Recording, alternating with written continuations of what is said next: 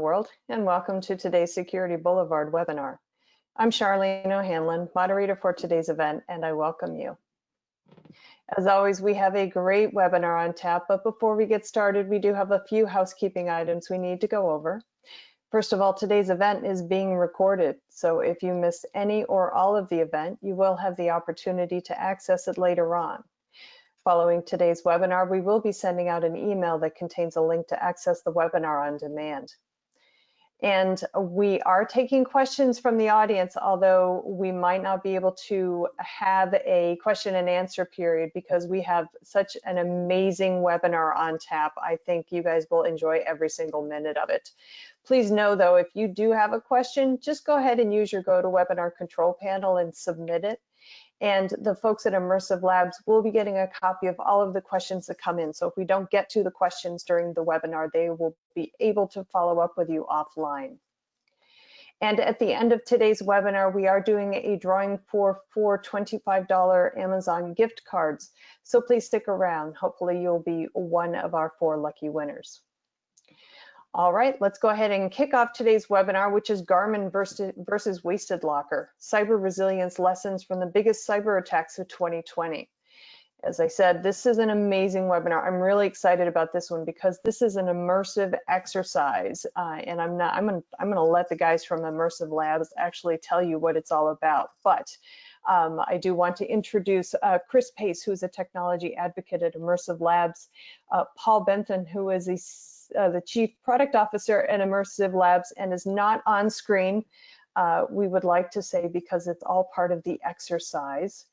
He is calling in via telephone for this one. And Kev Breen, who is the Director of Cyber Threat Research at Immersive Labs. Gentlemen, thank you all for joining me today. Really, really excited. I think I've said that twice already. That's my 3rd time. So Chris, I'm gonna go ahead and just put myself on mute and let you guys get right to it. Thanks so much. Thank you for the introduction. Hello, everyone. We're really pleased that you've taken the time to join us. You will have noted, I just want to give everyone the maximum amount of time to join in with the exercise as possible. So at the top of the screen that you're hopefully seeing in GoToWebinar, you will see a URL and also an exercise code.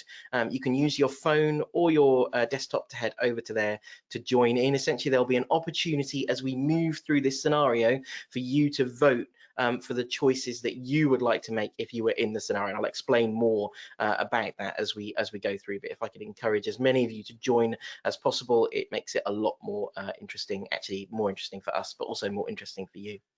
So what is going to happen? Well, we are going to step through a scenario based around WastedLocker ransomware, which, as many of you may know, is the ransomware that targeted Garmin.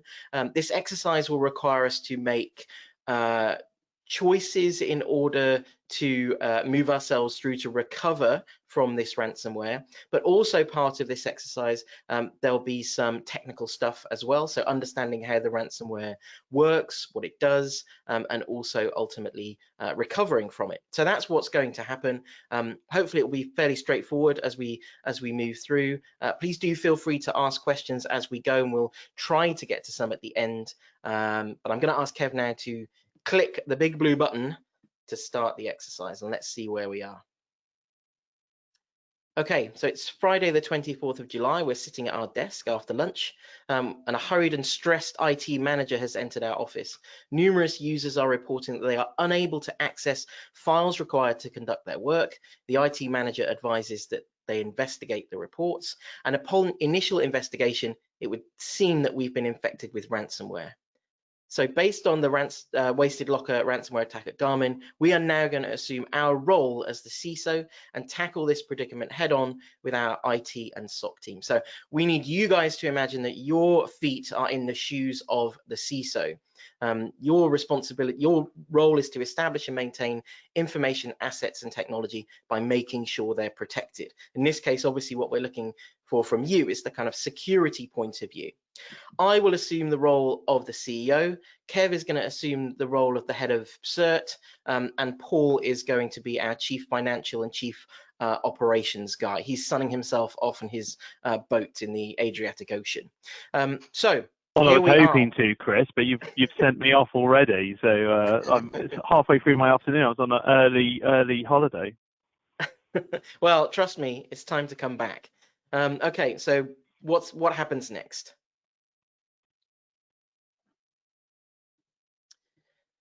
So we all make our way into the company boardroom, heads of department are filing in, and the SOC manager has told us the affection occurred recently, and ransom notes are now showing up on machines across the network. Every department obviously has a job to do to get things working again. We're looking around the room and agreeing that everyone should check in every 2 hours with less strict updates every 30 minutes where possible. So we can now get a look and see what's actually popping up on these machines. Kev's going to expand that email for us. So it's telling us our network is encrypted now. You can also see that it references our company specifically, which makes some suggestion that there might be some targeting involved. But other than that, this is pretty much all we know, the fact that we're infected. So what is our first priority?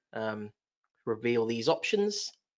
Okay, now you'll be able to see on your app as participants, you are able to now begin to vote. So you can read, I will read through the options and then we'll open the voting. So option 1 will be to take all services offline to prevent any further damage. We need to pull all services offline to prevent the spread. Option 2 will be to leave all services online for customers. Let's leave everything online and maybe we can nip this in the bud early on and people won't know anything about it. Or option 3, contact the ransomware group. The ransom note includes an email address and we should contact the attackers. Maybe we reach an understanding with them. And I think the 4th option there is form a response team, I think. Yeah, so there's the 4th option there at the bottom. SOC team have been prepped to take on an incident like this once it occurs. We should now mobilize this task force.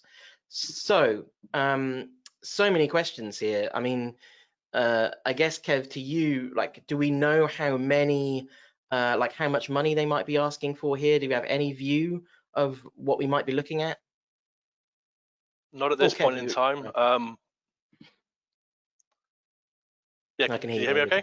Yeah, you're good, you're good. At this point in time, we don't really know anything. We've got these initial reports saying that it looks like there's some potential ransomware. As the head of the SOC, I'm starting to take a close look at the servers, see if we can identify any malicious files. But at this moment in time, we don't really know a lot. We've got the ransom message, gives us an email address, but we have no concept of what the size of the ransom might be at this point in time. Investigations are just getting started. Okay, and do we have any idea whether it's one of these ones that spreads, or is it not seem to be spreading? Like, where is it popping up?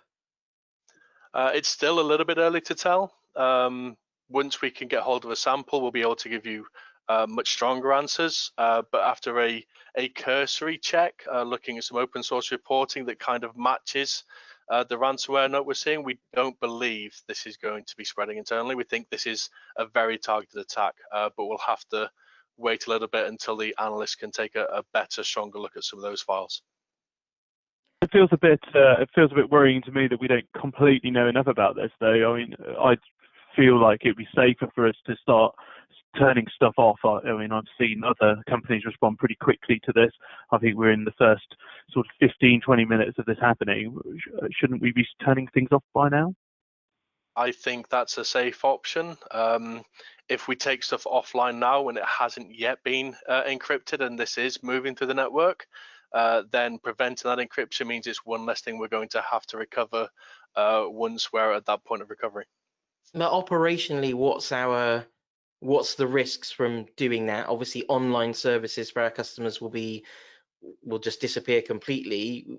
I'm assuming that we don't really have any way of preparing them for that, so we just accept that that's part of the process of doing that. Yep, there's no clean way of doing this. We're just going to have to shut some services down, disconnect them from the network. They're going to go dark. We're not going to have a chance to get any kind of notification up before we do this if we want to go quickly. And would we do this definitely before we form the incident response team? I understand that's going to add time. Yeah, I think we can start putting the team together, but whilst that team forms, whilst we get hold of people, especially on a Friday. I think let's shut services down now while I've got the power and authority to do that, and then we can get the team together. Okay, so I just have one And other our question. incident response plan that we've had here before, haven't we got this? Can we get access to this and start reading it? Sure.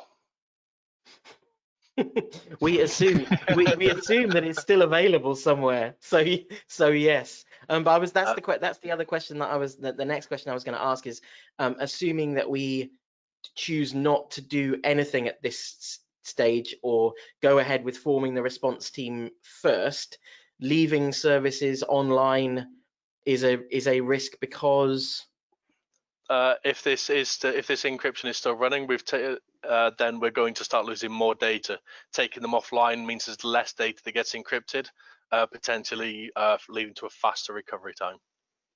Okay, I think lots of people are still voting, so I'd give you kind of 5 seconds or so to get those votes in, because we're about to close the voting and see what you guys went for. I feel as the CEO, I'm going to make my decision, then we're going to see what your responses were. But my decision is that we're going to take all services offline to prevent further damage. We have to do that quickly, so I think that's what we're going to prioritize. Kevin, let's have a look and see what the audience said.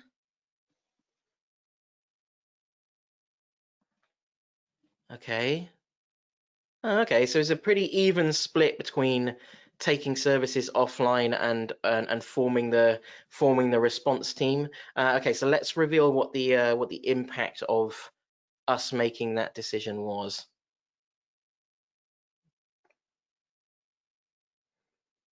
Okay, so taking everything offline means any data currently unencrypted will remain so, which I think is exactly what you alluded to, Kev. Can you just explain to us? So what we're seeing on the right-hand side is, the impact that this incident is now having on us as a company, whether our share price, our company reputation, and the middle graph that we've got there is RTO. Kev, can you just take a couple of minutes to explain what we mean by RTO? Yeah, so this is our recovery time objective. So when we go into disaster recovery and business continuity, regardless of the incident type, we have a couple of key values. So one is recovery time objectives. That's how long we expect it will take us to restore operations in the event of a major outage. And the second one, which will potentially come into play later on, is our recovery point objective. So that's the earliest time that we can restore to a known good backup. And then there's a delta between those where you're going to be suffering from some data loss.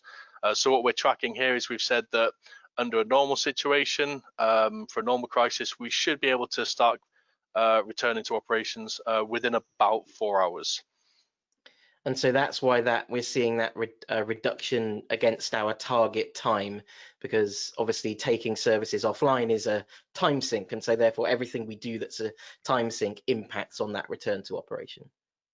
Absolutely, yeah. Yes. Okay, let's move to the next choice that we need to make then. Okay, services have been taken offline and we made the decision to mobilize our incident response team. The head of the CERT, that's you, Kev, has come to us. You found a copy of the ransomware's binary file on one of the servers and it's been loaded into a sandbox for analysis. And at this point, this is where we're going to link out to the more technical portion of the exercise. Now, just while this is loading up, it's a good opportunity for me to explain a little bit about how Immersive Labs works. You're essentially seeing two parts of Immersive Labs here. The questions that we've been answering from a kind of crisis management decision-making perspective is the cyber crisis simulator. And now what you're seeing is an example of one of our technical labs. In this case, these two are linked together. So the idea is if you were running an exercise for real, you could task those more technical, or those part of the technical response or the forensics elements of your organization to go into a lab, go through the exercise, experience it for real, complete the exercise or complete the lab, and then move back into the scenario to move forward with the exercise. A lot of crisis simulations or tabletop exercises are fundamentally paper-based. They might use PowerPoint or something like that. The idea of the way that we approach it at Immersive Labs is we want to give as much of a combination between those what I've described as kind of crisis or incident management parts of an exercise, and to combine that with the technical elements too. So in this example, we're loading up a Windows instance, which is why it takes a little bit longer. Kali Linux is like lightning fast, but Windows takes a little bit of time. But it's doing all of this in the cloud. Again, one of the benefits here with Immersive Labs is there's no limit on the amount of times that you can open and run a lab like this, and it's instantly accessible through the cloud. You notice there were no downloads or anything like that. It all works. It all works inside the browser. And once this is ready, Kev is then going to go through and show us a sample of the ransomware and help us understand some stuff about how it works. I think it's getting towards the end of it. Did I miss anything in my explanation of Immersive Labs, Kev? No, I think you were fairly accurate there. The one thing I would say is everything we do is in isolation. So when you load one of these environments up, it's bespoke to you. There's no internet access, so that when we drop this WastedLocker ransomware in it and we get you to double click it, you can do so safe in the knowledge that you're not actually going to infect any of your corporate devices or anybody else out on the internet. So it's a sandbox in the truest sense. It is. I don't know whether you want to hit this vote before we jump across the lab, because that'll determine how much pressure you're going to put on me. So yeah, we've got two options here now. We can either wait for someone to come back to us, or we can head on over to Kev's desk and sit near him until something happens. So we'll open the vote. It'll be really interesting. So we've got a load of security people on this webinar. It'll be really interesting to see what people's views are about this. I know what Paul thinks. I'm hoping that people are going to leave me alone to just get on with this, do my job. Have you fixed it yet? Have you fixed it yet? Have you fixed it yet? Come on, Kev. That's what I expect to happen. Yeah, I mean, I suppose there has to be an element of the pressure being maintained, because we need to make a decision about what to do next. And maybe some people will thrive on that pressure, or maybe there's some that would rather be left alone. I guess, Paul, your concern is that they're not really taking it seriously. No, I mean they let the bad actors into our network in the first place. I don't know whether I can trust this incident response team. They've obviously been drinking too much coffee and not paying enough attention. So I'm going to go head over there straight away. That'll be my approach. Okay. We have a good number here. Let's reveal the. I'm assuming they're all going to say wait for something. There's too many kind people in the world. At least 22 of them are on my side. Okay, so I'm going to jump over to this practical lab, and then we've got some information. This is the kind of information that your SOC team would gain by running this example in a sandbox, by looking at open source indicators, taking some of the indicators I find in these files, and then doing some open source research, being careful about how much information you want to share by publishing files to places like VirusTotal. So what I can see here, I've got this nice secret document on my desktop. And then all I'm going to do is I'm going to execute the malware and then observe what's happening. So in a normal SOC or CERT environment, I'm going to have a lot more telemetry on the phone. So I'm going to be looking for network beacons. I'm going to be looking for file changes, registry changes. But what this also does, it allows your end users to see the kind of things that is going to happen. So this kind of lab, this kind of execution shows, it lets your analysts get hands-on, and we've got all the tools they'll need installed in here to be able to do a thorough analysis on this. But also from a user's perspective, they can see what kind of things they can expect to see. And this will have been very similar to what happens. So we can see if we try to open this file, then I can see that I've got that same ransom note. And if I was to try and open my document before, I can see that it's now encrypted, and there's no way that I can read this file anymore. So this is a bit less invasive though than some of the really noisy ransomware. It really is more interested in encrypting than it is letting us know that it's encrypted. Very much so. If you take things like WannaCry or things of that nature, they're very loud. They come on your box, they replace your desktop icons, big warning screens, big countdown timers. Those kind of attacks are typically less targeted. And through open source investigations, by looking at the contents of the file extension, looking at the contents of the information I've got here, I can tell that this is a piece of ransomware called WastedLocker. And there's a couple of important things to note about WastedLocker.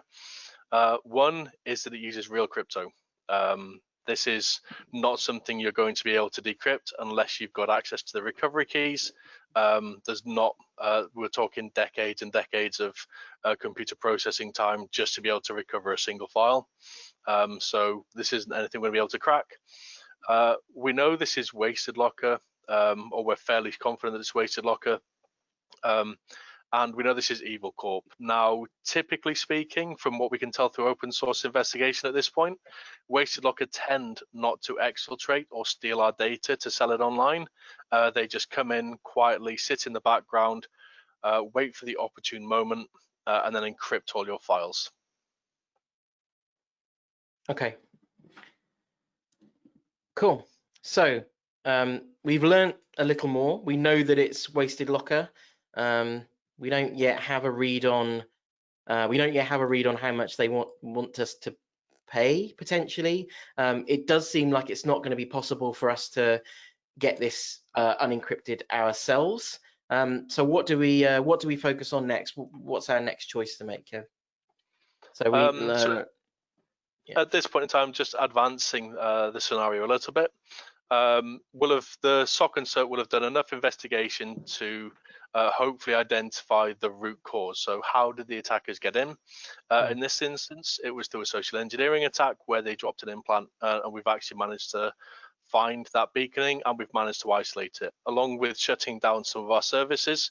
The SOC and the CERT are reasonably confident the attackers no longer have access to our networks. Although we are still infected, we are still encrypted, and that's the best answer I can give you right now.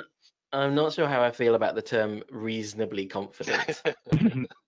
Yeah, I'm not at all comfortable with that, especially if they've been in our network for a while. I mean, now we're confident. There's only so far confidence can get you. What I'm saying is that if they do still have access, we can't detect it as it stands. When we try to recover, they will make their presence known, at which point we can start closing more of their foothold down. But as it stands at the minute, based on open source reporting, based on our log analysis, based on our investigation, we're reasonably confident. I'm not going to give you any more than that right now, this early into the investigation. We have a lot of very unhappy consumers. Yeah, so this is a criminal organization. This isn't a nation state. We're supposed to trust them that they've not taken data. As far as we can tell, other companies who have reported the same groups, the same organizations, they've reported that nothing's been stolen. This group themselves have publicly stated they don't do this. We can't tell you why. I cannot confirm it. The investigation is still going, but based on reporting, based on the limited amount of time I've had, I am reasonably confident the data has not been impacted at that level. Okay, well, I mean, we got a lot of unhappy customers, we know that, and also, of course, yeah, the flight services. So our GPS systems are used in flights. We've got our consumers with their connected devices. We've got our own website, which is currently just sat there with a vague maintenance message. So we have a decision to make here about how we prioritize what we bring up first. So the options are flight services, consumer connect service, which is, as I say, connected devices, and the website. So Kev's going to open the voting.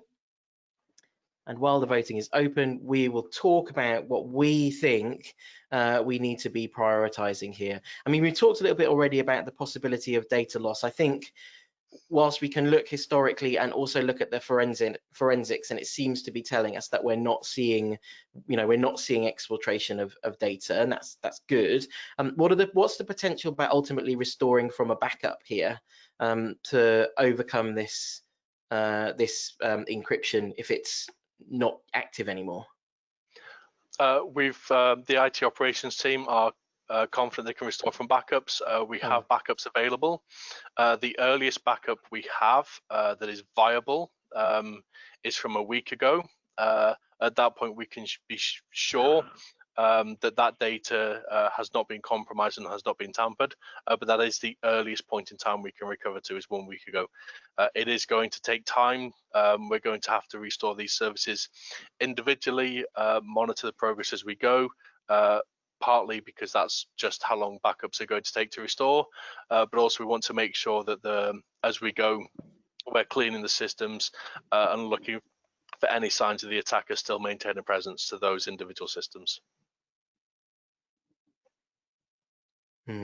Okay, so it feels like our choices to me are between flight services and consumer connect, unless Paul, you're going to vote for the website, but it feels to me like these two are the ones we've really got to choose between.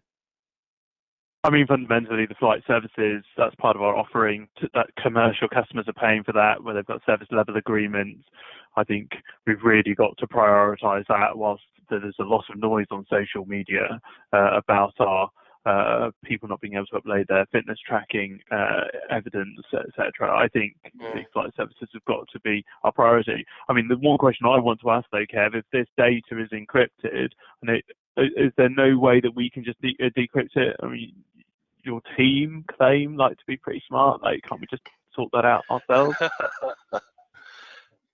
My team are very smart, so trust me when I tell you, there is no chance of us recovering this without access to the decryption keys.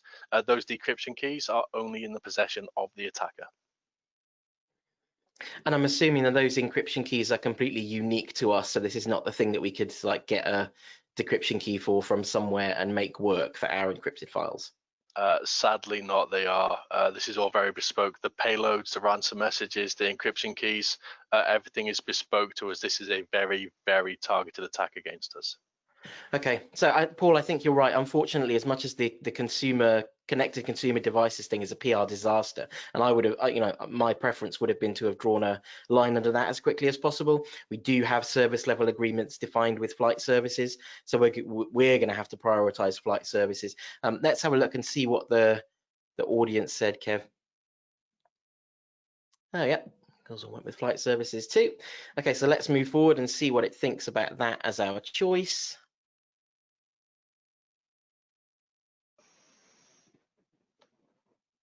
Yeah, high priority with outages actually grounding aircraft. So that's good. All right, so with that first service back up and the rest hopefully then in progress, let's move to the next choice we need to make. With IT looking at getting systems sorted, you turn to the HR department. It appears someone has been leaking information to the press. Journalists are reporting the downtime as a ransomware attack and citing internal sources. The disclosed information has been confirmed internally. It's likely that employees are leaking information to the media, but it's still unknown whether this is inadvertent or not. The PR manager contacts you at the 30-minute check-in with some options. They request advice on the best course of action to de-escalate the situation. Which option do we advise HR to go with? I'm assuming that image there is just showing us some article letting everyone know that we've been infected with ransomware. Okay. That's correct, yes. All right, okay. Kev, this must be your team leaking this stuff out. You're the only team that knows anything about what's going on here. What's going on? Well, the IT services were the first to report it to us. Users attempting to access files have seen the ransomware messages. They will have copies of the ransomware messages. So there are a significant portion of the company that will be aware at this point. Internal comms has not been affected. We're only talking about data that's been encrypted, so the services are online. So things like Slack, Teams, internal email, this is fine. Our users are going to be talking to each other. Rumor mill is going to be rife, as they say. Okay, let's look at what the options are we have here. Pull in IT and start an internal investigation about the leaks. Instruct employees to cease leaking information via internal comms. Review the policy on staff leaking information. Are there any more options, Kev, or is that it? Just those three. Just those three. I mean, to be honest, I'm thinking about our time to objective, and I'm thinking that anything beyond like just instructing them to not do it is kind of a waste of time, unless I'm going to be convinced otherwise. I mean, I can spare some people from the team to perform an investigation, but you're absolutely right. This is definitely going to have an impact on the timescales, returning to normal operations, looking deeper into the investigation of how the attackers were able to gain in, confirming whether any data has been stolen. This kind of investigation is definitely going to have an impact on that. We still have all that data, so if we're very concerned, then we can always do this kind of investigation further down the line. But for me, right now, this is not a priority. Okay, well, let's just speculate really quickly. Is there anywhere else other than IT that we think this information could have got out from to get to the press? Any of our users. As a large multinational organization with people in multiple districts, any one of those could have attempted to open a file, seen the ransomware message, and contacted external sources. So it literally could be anybody in the organization at this point. Yeah, I'm conscious of the time, so I'm going to suggest that we go with option 2 and move on. So let's see what the audience said. Yep, they all agree. Let's get on and reduce that time.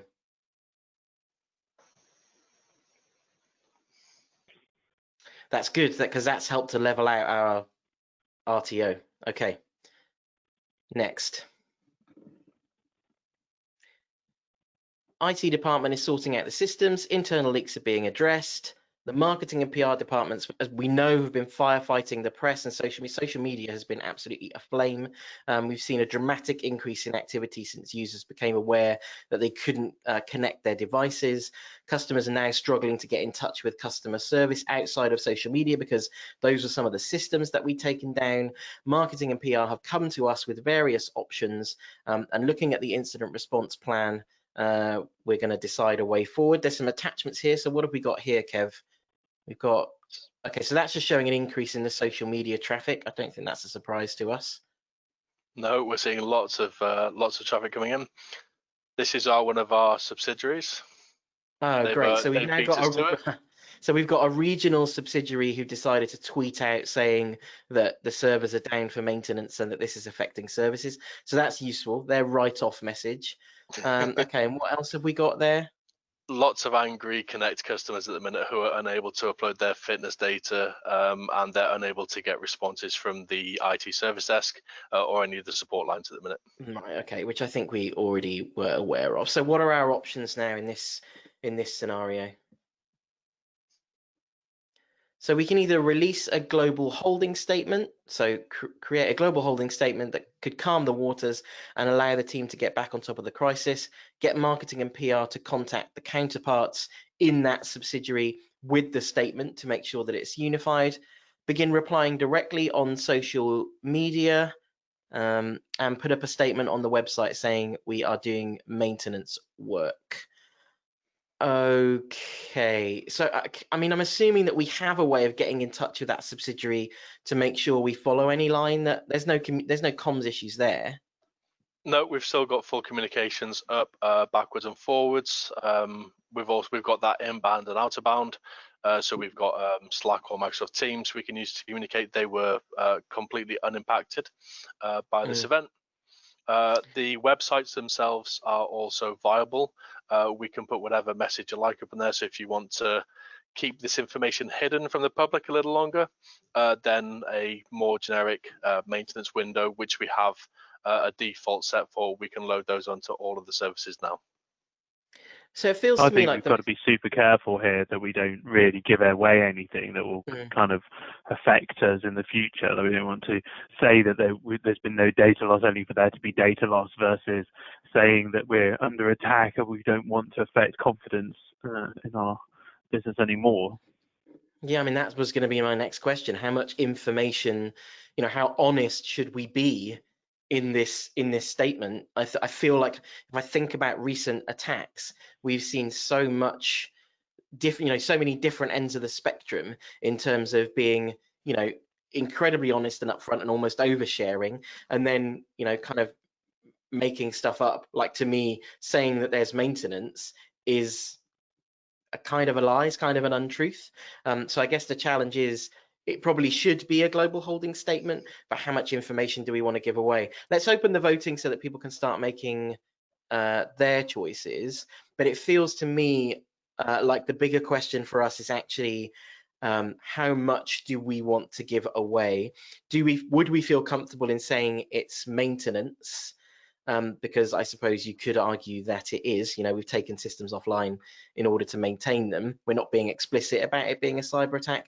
I don't know. I need some advice there. I agree with Paul. I mean, my view is we give away the least be risk adverse, give away the least amount of information as possible without misleading the public. So Agreed. Your suggestion then. Sorry, go on, Kev.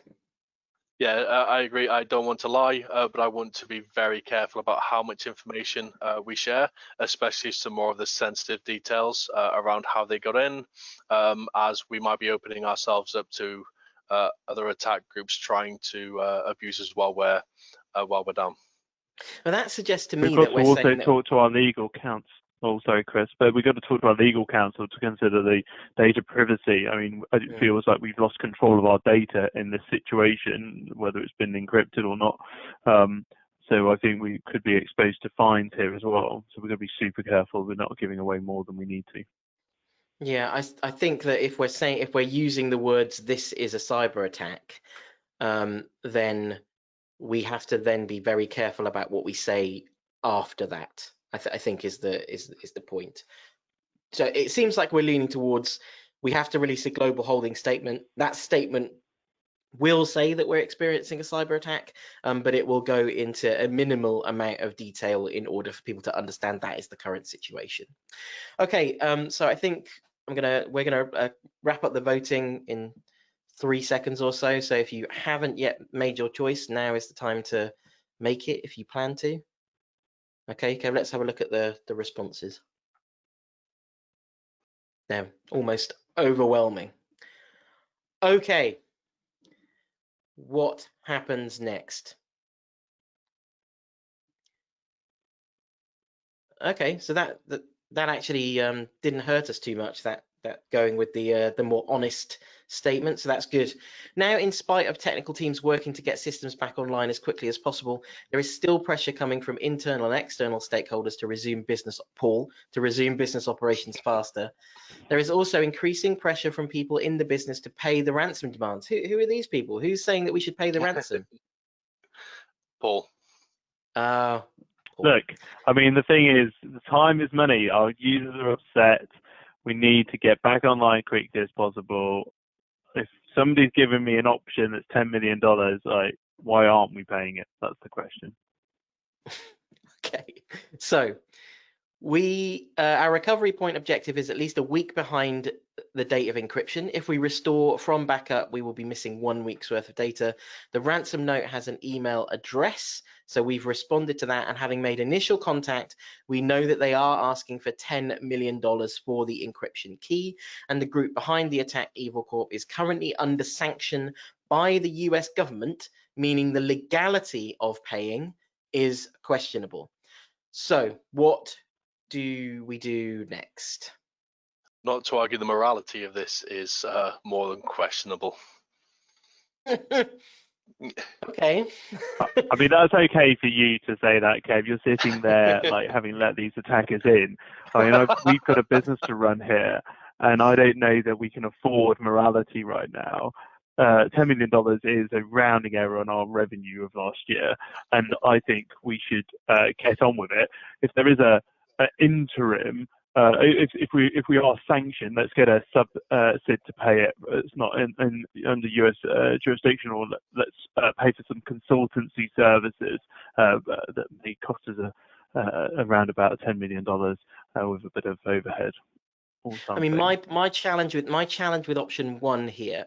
Should we open the voting, Kev, while we talk through the options? But my challenge with option one is that paying the ransom through a subsidiary, it sails dangerously close to like using a shell company, essentially, kind of almost in the truest sense, and that's slightly concerning to me from a PR perspective. How does it look, even paying through a subsidiary? How does that look from a PR point of view? Like financially, our revenues last year were a record $4 billion. Like you say, it could be a rounding error, on our revenues. But from a PR perspective, there is the risk that this will blow up. And that's, I guess, I don't see how anybody will ever find out, Chris. I mean, if we pay for some consultancy services to sort us, get us out of this hole, how would anybody ever know that we paid the ransom? Like, it's going to be fine. Everything will just come back in. We haven't told them that everything was encrypted. Maybe Kev's team did something right for once and didn't let them get into any deeper into our organisation. I like how the CERT team keeps catching the blame for this. We're going to talk about this later. Yeah. From the perspective of IT operations, the preference for us is not to engage with the attackers at this point. However, to be fully upfront about the viability of this, we know that with this group, they are fairly good at providing the decryption keys. If we are provided with the decryption keys, then we can be very confident that we can restore all of the encrypted data, and we won't lose any of that 1 week's worth of data. That 1 week recovery point objective is removed, so you will have access to that missing data should we end up going and paying for the ransom. If we don't have that, I am fully confident that the IT operations team can return operations in a slightly longer period of time, and the ransom only gives us speed and that missing week. I've also read an article about. Sorry, Chris. Well, I was just saying that's everything. I mean, I think you and I, Paul, are probably about to say the same thing. Tell us about the article that you read. Well, the article I read was that there was no link between Evil Core and WastedLocker, like bringing disrepute to that claim anyway. So I think even if we were to be worried about the ethics of this, which of course I'm not, I'm pretty confident that we can argue that we were just paying for some services to get ourselves back up and running. Losing a week, losing our customers' data, running the risk of that data being auctioned off, even though the actors in this case are claiming they won't do that. And I know what you're saying, Kev, but I honestly just don't believe you anymore. I think we should just pay the money and let's move on. Let's do it through a negotiation firm so we're distanced. Yeah, so I have two questions really. One is, does doing that through one of these negotiation firms distance us enough? And the other thing then is, what do we know about third-party ransomware negotiation firms? Like, do we really know if they are legitimate? What are their credentials? There are a couple that have come up on the scene in recent years since ransomware attacks have, and I hate to say it, but they've become a thing of the norm. Every week we're seeing ransomware attacks. So these companies, they specialize in doing this negotiation on your behalf. They have communication ties. They understand the attacker motivations. They understand they have that existing dialogue, which means that they may be able to get us a discount if they have their own discount services. There are going to be some unreputable, there are going to be some dark and seedy negotiation firms. However, there are some reputable companies that are offering this as part of an IR service. Okay, and I just have one other question based on stuff that I've understood about previous ransomware attacks. What happens if we pay them the money and then they demand more money from us in order to get access to, because I think I've heard this sometimes where they provide like a sample key or something like that, and then it works but then doesn't work? Or, I mean, what's that all about, and how can we make sure that's not going to happen to us? Honestly, you can't at this point in time. We just have to trust that ransomware negotiation, or that if we're going straight to attackers ourselves, we just have to trust the bad guys. Like, here's the thing, right? If it costs us 10, if it costs us 15, like, this is still worth the money. And all this chit chat is like taking up way too much of our valuable time. We're getting absolutely slated. I think, Kev, if you could just get that software and sort it out, that'd be pretty damn good. Okay, let's take a look. So, and we're gonna take a look at what the audience think first, and then I'm gonna make my decision. So usually this goes very squarely to do not pay the very squarely to do not pay the ransom, which it has in this case, but mainly in the interest of time, and also because it was the route that Garmin chose to take. We are going to head for engaging the third-party ransomware negotiation firm to give us a little bit of extra context around what happens when we make that choice. This is not a reflection on my personal views, to be clear. morally, but it has really. You know, it's the right decision, Chris. I salute you. Let's get on. It's really helped our RTO though. Okay, so so let's go to the next choice that we have to make now, having decided to part with that money. Okay, so having paid the ransom demand via a third party, we have received our decryptor from the ransomware group. However, the SOC team is not happy with running a random binary from a hacker across our entire estate, although it would seem a little bit late for that. Operations are demanding you get back online ASAP. They just paid a lot of money to get this software for the systems to get back up and running quickly. IT are saying they can quickly package something up and schedule it to run out across all systems. So these are our options. Deploy the decryptor immediately. We need to do everything we can to get up and running as soon as possible. We should just run it. Copy all the encrypted files to a bespoke machine, then copy the files back to a normal system. Perhaps they can use the decryptor almost like a sheep dip. Or option 3, work with a third party to create a trusted decryption tool. There are companies that will reverse engineer the decryptor to make safe versions that we know we can run with confidence. So let's open the voting. And I guess, Kev, naturally the first question for you is, what are the potential risks then of just running the decryptor? Because that is the quickest way to get ourselves back up and running. The dangers there are, so this is coming from a third party. So we know we've already locked the attackers out at this point and we're starting to recover data. We know that our normal recovery process, while slow, is getting us some data restored from backups. Running this without a deep investigation into what this binary is doing might actually do more harm.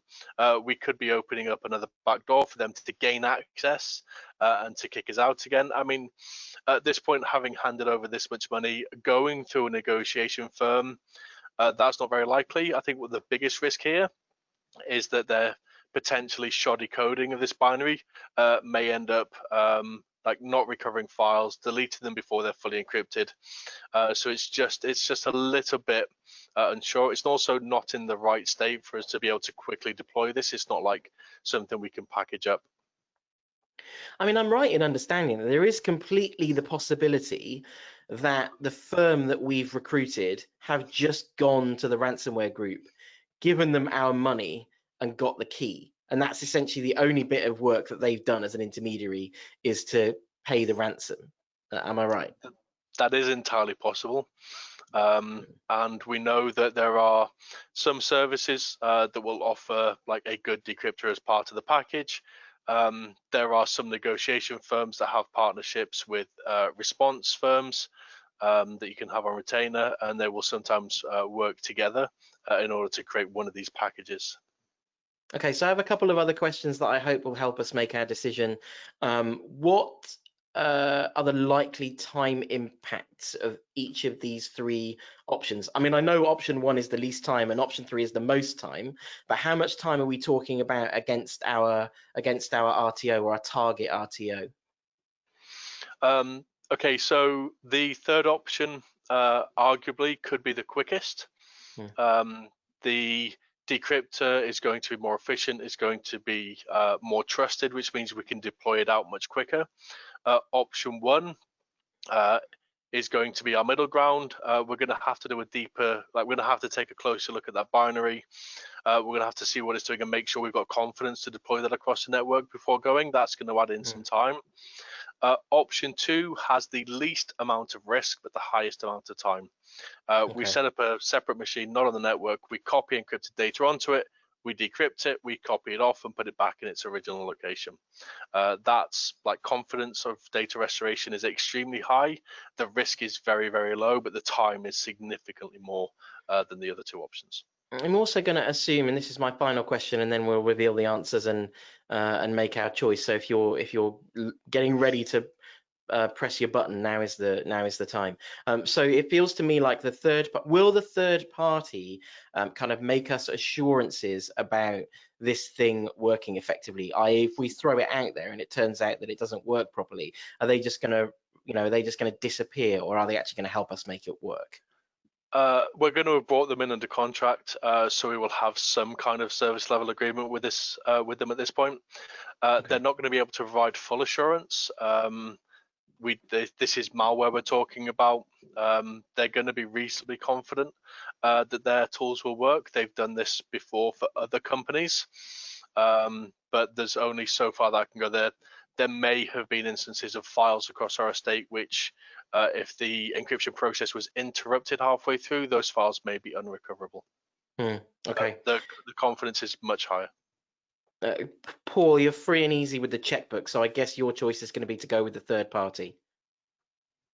Let's get the third party in. Yeah, that seems like if we can reduce the risk that there's going to be some mess created by this decryptor, then at least get somebody in that's used it before and knows the problems. So I'm all in favour of outsourcing as much of this risk as possible, which is a thing I need to talk to you about, Chris, when this incident's over, regarding our security. Okay, let's take a look at the responses then from the audience. Oh, okay, there's an interesting split between those who were certainly less risk averse and those who were ready to. Yeah. Okay, good. So we're going to go with option 3. Yeah, quicker. We haven't got the time for 2. Yeah. Which again has nicely helped our RTO, which you have to remember was one of it was one of the things that we were targeting right at the beginning of the simulation, was to try and keep that RTO down as much as possible. And I think we can safely say that we've done that. Nobody wants to be a trouble X, do they? No, exactly. Could be rumbling on for months. Okay, now we've got the trusted decryptor, and at this point, Kev is going to launch another technical lab to show how the decryptor actually works. So we're going to start running the program and get these systems back online. Kev, while this machine is loading up, I know you have an interesting. So when Garmin happened, there was a lot of speculation about, did Garmin pay the ransom? If they did, how did they pay? Did we know that they had a decryptor and all this kind of stuff? And Kev, I know you've got some insight into how ultimately we ended up knowing that they had paid, or they did have a decryptor. Do you want to just tell that story while we're waiting for this to load? Yeah, so obviously Garmin was very high profile, and we saw leaks coming internally very, very quickly. And the security community was quick to start doing its own investigation, seeing what information it could gather. And one of the places we'd like to go to for this kind of information is a service called VirusTotal. VirusTotal is a free and a premium service, and you can upload malware samples, you can upload URLs. VirusTotal will scan it against 50 or 60 different AV vendors. They'll run it in sandboxes. They'll give you some really detailed reporting, so you can very quickly tell whether something is malicious or not using their service. And like I said, anybody can upload something, but they also have a commercial API. Knowing what we know about WastedLocker, about Garmin, we can go and search across VirusTotal. And this is exactly what researchers did. They went searching and they found a malware sample that was uploaded at about the same time as the services went offline. So within minutes of Garmin going offline, this VirusTotal sample was submitted to the website. And if you download that sample and run that sample, as we saw in the previous lab, you can see that this is WastedLocker and it is very much targeted at Garmin. Roll forward a few days, and we start to see news break that Garmin have potentially paid this this large ransomware package. And going back to VirusTotal, we can see that there was a package uploaded. This package was a compressed archive. Inside there was a WastedLocker decryptor tool from a company called Emsisoft, which is a third-party provider of decryption tools. There was a public key. There was a script, a PowerShell script designed to run this across the entire estate that had Garmin details in there. So it was titled Garmin. There were images. I can't remember exactly what was in there, but it was very confident this was like created by a Garmin, somebody in Garmin IT operations as a deployable package. It also included tools like Nessus scanners and endpoint detections. So this was a package they would have deployed out across their estate. So what we did is we, and this is the lab you're going to see here, we took that original WastedLocker sample, the one that was Garmin specific, and we ran it in that same lab in the same way you did before. And then we put a copy of the decryptor into here. And as we said before, the encryption on this thing is very, very specific, very targeted, which means that if this decryption key works with this decryptor from Emsisoft, we can be very confident in saying that the only way Garmin were able to get hold of this decryption key would be by negotiating with and paying for some kind of ransom. So what people are looking at, what we're watching right now, is a $10 million executable. That's pretty exciting. Probably the most expensive bit of software anyone on this webinar has ever looked at. Yes, exactly that. And if we take a closer look at the executable file, we can see that this was created by a company called Emsisoft. This version was actually created several months before the Garmin infection, and we know they just provide the decryption key as a second file. So again, this gives us a lot of confidence in saying that Garmin did work with a third-party negotiator. They did work with a third-party IR team, and they did pay for it because this process is working against the original sample. It is also entirely possible that we've all been punked and somebody has just created this as a grand scheme, but that seems unlikely at this point. And now we can see that this decryptor is now running. I can see it's recovering my files, and I can see I've got my secret documents back intact. And the nice thing about having this... Sorry, I was just going to ask a quick question about how it does it. Like, I'm assuming if you're doing this en masse, you use PowerShell or something like that to run it across loads of machines. There's lots of deployment methodologies. You can use group policy, so you could bundle this package up, put it into a file share, and then tell all the Windows group policy machines that the next time they boot, they're to run this package, which will, it was set to run Nessus, endpoint detection, delete some files, and then run the decryptor in a safe way. So if the decryptor fails, as we can see, there are a couple of issues decrypting a couple of files, but on the whole, we are recovering data.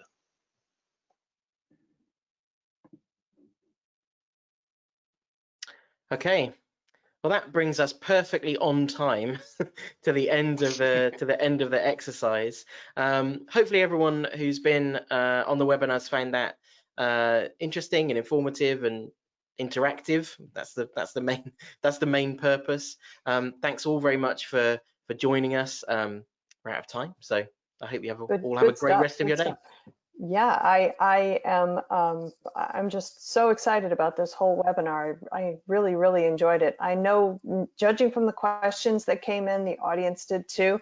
So you guys are going to have your work cut out for you going through those questions and getting the answers over to our audience members. So thank you to everybody who did submit questions. Sorry, we don't have time for question and answer period.